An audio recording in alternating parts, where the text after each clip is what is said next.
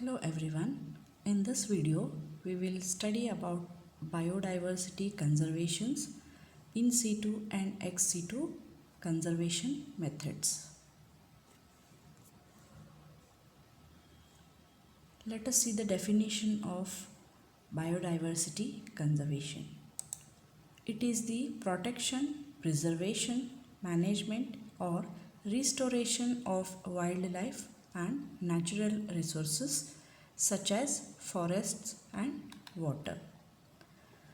Through the conservation of biodiversity and the survival of many species and habitats which are threatened due to human activities can be ensured.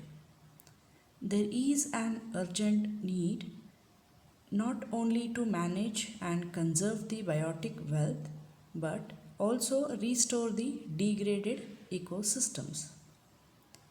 Humans have been directly or indirectly dependent on biodiversity for sustenance to a considerable extent.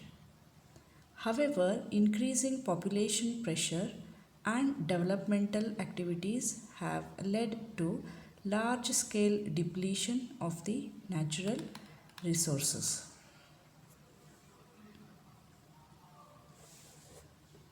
Why should you conserve the biodiversity? It is being lost due to the loss of habitat, over exploitation of resources, climatic changes, pollution, invasive exotic species, diseases, hunting, etc. Since it provides us with several economic and ethical benefits and adds aesthetic value, it is very important to conserve biodiversity.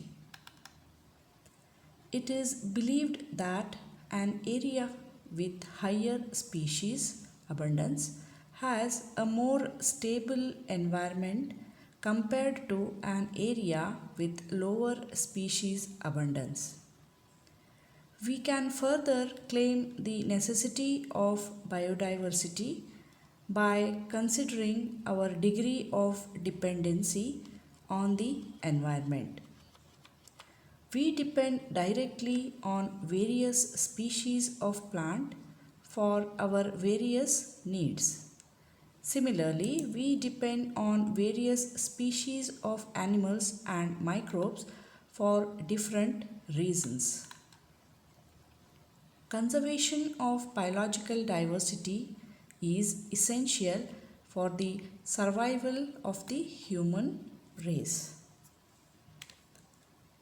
Let us see the types of conservation. There are mainly two types. One is in situ conservation, the other one is the ex situ conservation. Let us see the first method, that is in situ conservation. It is the process of protecting an endangered plant or animal species in its natural habitat, either by protecting or cleaning up the habitat itself or by defending the species from predators. In situ conservation is on-site conservation or the conservation of genetic resources in natural populations of plant or animal species, such as forest genetic resources in natural populations of tree species. It is applied to conservation of agricultural biodiversity in agroforestry by farmers, especially those using unconventional farming practices. In situ conservation is being done by declaring area as protected area.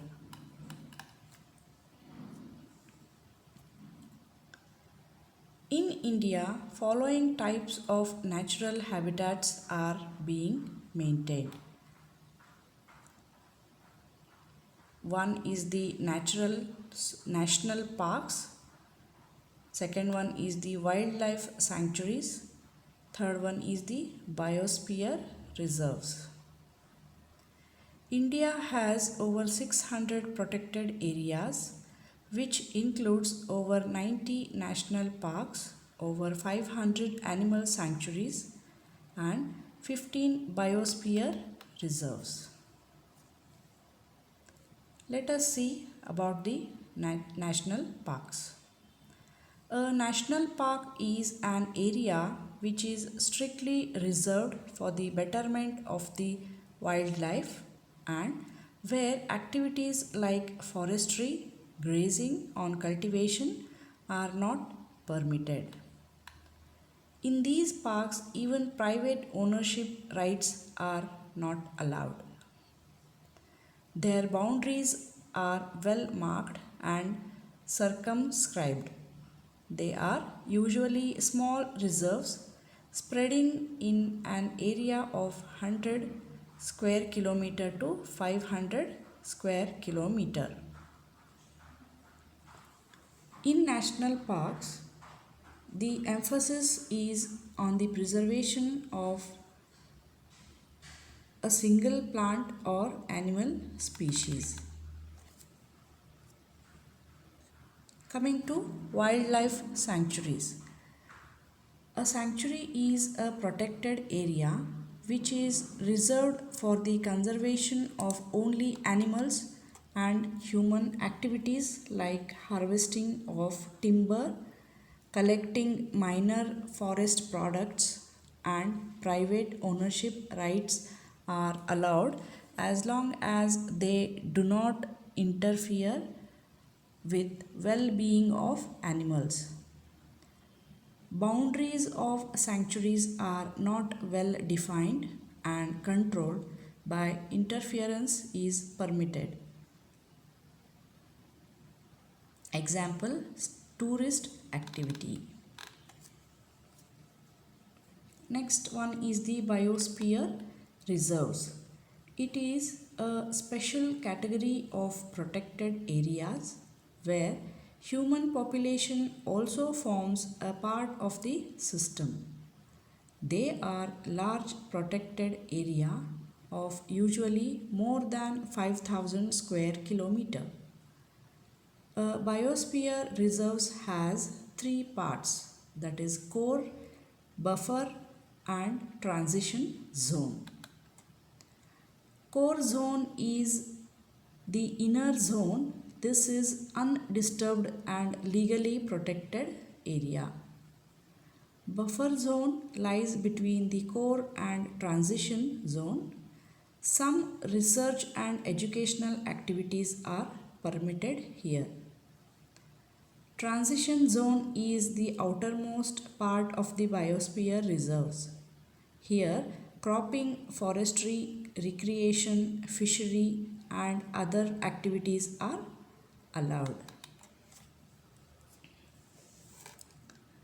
The main functions of biodiversity reserves are to ensure the conservation of ecosystem, species and genetic resources, to promote economic development while maintaining cultural, social and ecological identity, to provide support for research related to monitoring and education, local, national and global issues.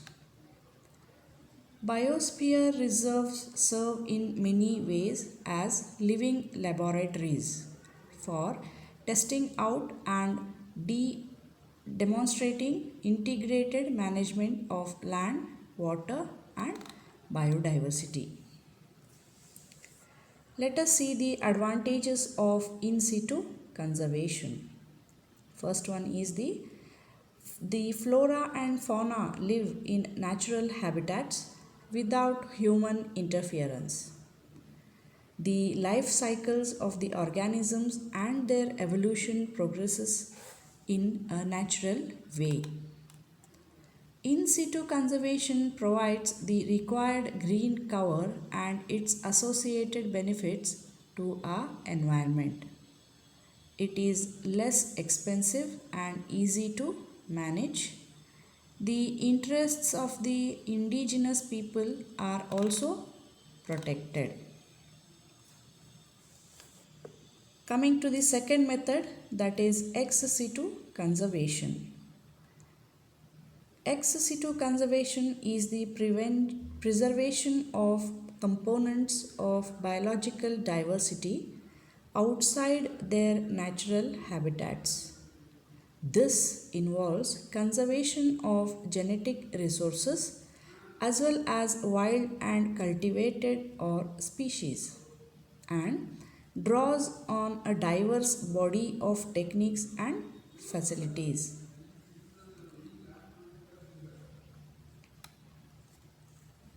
Such strategies include establishment of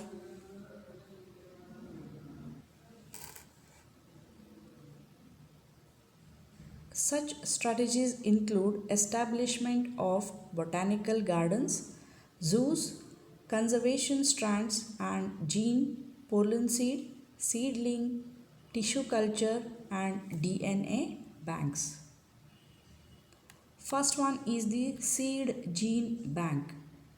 These are cold storages where seeds are kept under controlled temperature and humidity for storage, and this is easiest way to store the germ plasma of plants at low temperature. Seeds preserved under controlled conditions remain viable for long durations of time. Next, coming to the gene bank. Genetic variability also is preserved by gene bank under normal growing conditions. These are cold storages where germ plasma are kept under controlled temperature and humidity for storage. This is an important way of preserving the genetic resources. Next is the cryopreservation. This is the newest application of technology for preservation of biotic parts. This type of conservation is done at very low temperature in liquid nitrogen.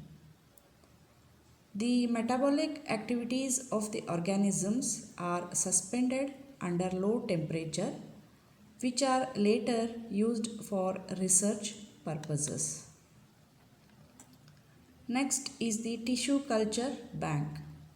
Cryopreservation of disease-free meristems is very helpful.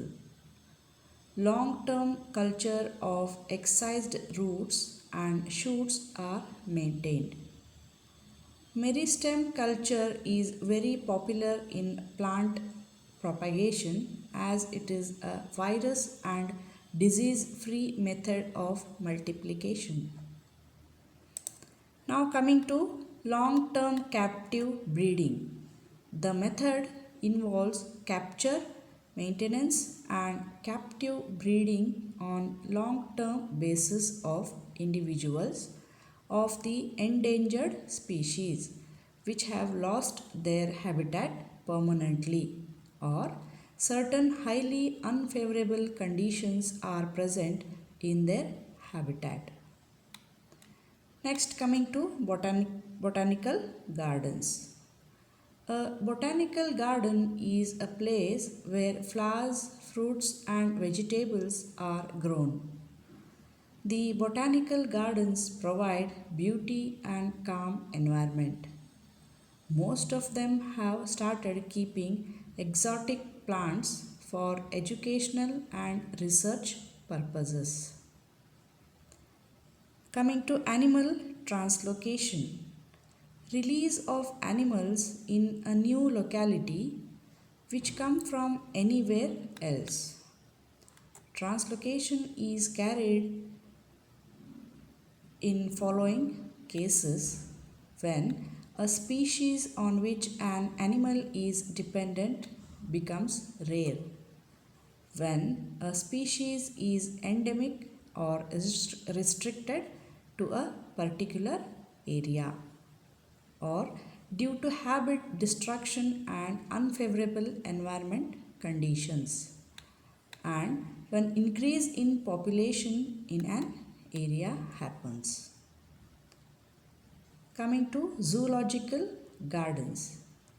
In zoos, wild animals are maintained in captivity, and conservation of wild animals, which are rare and endangered species. The oldest zoo, the Schönbrunn Zoo, which exists today also, was established in Vienna in 1759. In India, the first zoo became into existence at Barakpur in 1800. In world, there are about 800 zoos. Such zoos have about 3000 species of vertebrates. Some zoos have undertaken captive breeding programs. Let us see the advantages of ex situ preservation. It is useful for declining population of species. Endangered animals on the verge of extinction are successfully breeded. Threatened species are breeded in captivity and then released in the natural habitats. Ex situ centers offer the possibilities of observing wild animals, which is otherwise not possible. It is extremely useful for conducting research and scientific work on different species. This was all about biodiversity conservation and its methods in situ and ex situ conservations. Thank you.